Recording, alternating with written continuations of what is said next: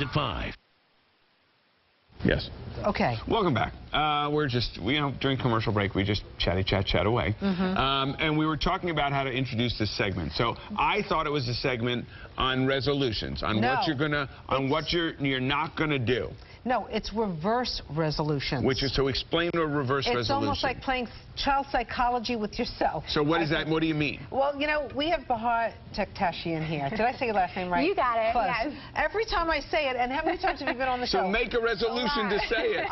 Tektashian. Tektashian, yes. Okay. All right. So Bahar, everybody starts off, I'm going to lose weight. That's one of the big resolutions, right? Right. But maybe you shouldn't do that. Maybe you're going to say, forget about the weight. I'm going to just be the way I am. Exactly. The reason resolutions don't work is because people get stuck on their old habits. So today we're going to talk about, like Rosanna said, some reverse psychology you can try on yourself to make these habits stick long term. Okay, so what is the first thing that we shouldn't resolve not to do? So first off, you're going to say, I am not going to go to the gym every single day. Because of course that's like one of the most common resolutions, right? The problem with this is people start to think that they're going to go to the gym and then they get injured because they haven't been to the gym for weeks or years, and then they get injuries. So what you're going to do instead is you're going to tell yourself that, you're going to go to the gym when you can. What you're going to do is you're going to make sure that the first time that you go to the gym, make sure you see a personal trainer so you don't get injured, because that's going to keep you out of the gym for a long time. And a lot of people, we have weaknesses, we have imbalances that you might not be aware of. For example, maybe one hip is higher than the other, or you have knee problems.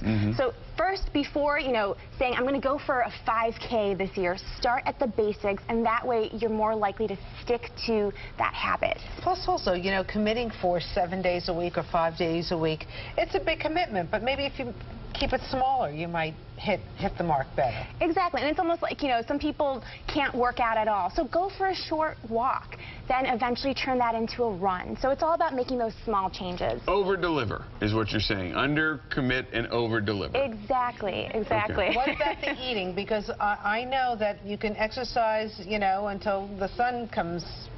What's the expression? Till the sun goes down. Till the sun goes down. You can exercise till the sun goes down, but it really counts what you put in your mouth. That's right. So tell yourself, I am not going to go on a diet. Because here's the problem with diets. It's so much work, and it seems so daunting, and it seems like you are constantly struggling to stay on the diet. I mean, if they worked, there wouldn't be so many different types of diets. So we're saying stop counting the calories and instead count on yourself. Because at this point, I like that. We all know that, you're not supposed to have a donut for breakfast. It's probably a better idea. Someone needs to tell Jason Hertilius, our producer.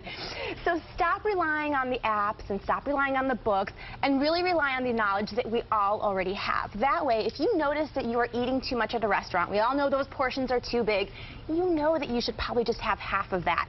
And as soon as you make those small changes, again, it becomes a lifestyle change and not some sort of rule book that you have to follow all the time. And breakfast. I'm not a big breakfast eater. Oh, you've got to eat breakfast. It's so important. I know it's the most important meal of the day.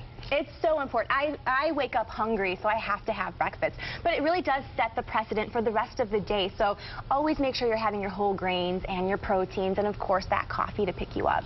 The other thing a lot of people don't realize is, diets actually can work. You can lose the weight, but what's sustainable over a lifetime? And that's the key. Right. I mean, you've lost, what, 80 pounds? I've lost over 80 pounds. That's amazing. Beautiful thing. But the key is, a lot of people can do that. Not everyone, but a lot of people can do that. But nothing sticks unless you can do something which you can maintain. Exactly. And if you spend your whole life feeling deprived, eventually you're going to fall off that wagon, you're going to wind up going berserk, and you're going to gain all that weight back and more. So. Right. And that's actually one of the other resolutions. I'm not going to deprive myself of dessert, because of course we all love dessert. Thank you. And when you deprive yourself, that's when things tend to backfire. So what we suggest is you have two buckets. One bucket is like your decadent dessert bucket. And this is, you know, go ahead when you're out and you're having fun with your friends or you're on a date, go ahead and indulge. Have that piece of cake because you're going to want it later. The rest of the time, you have your second bucket, which is like all these fancy fruits.